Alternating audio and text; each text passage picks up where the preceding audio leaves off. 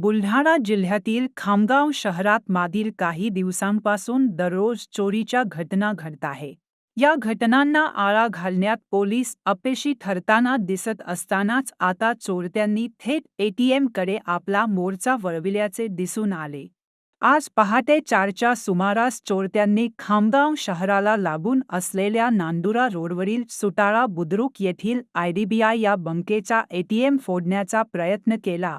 चोरट्यांनी सदर एटीएमला दोरीने बांधून वाहनाने ओढण्याचा प्रयत्न केला, मात्र त्यामध्ये चोरटे असफल झाले.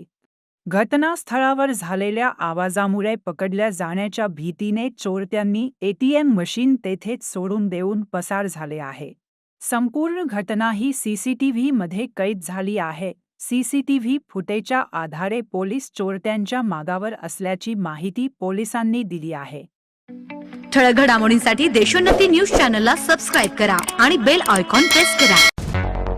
मुंबई, पुणे, नागपूर, मराठवाडा असो का विदर्भ, राजकीय, सामाजिक, शैक्षणिक क्षेत्र असो का क्रीडा, सर्वच घडामोडीचे विश्लेषण पाहायला विसरू नका.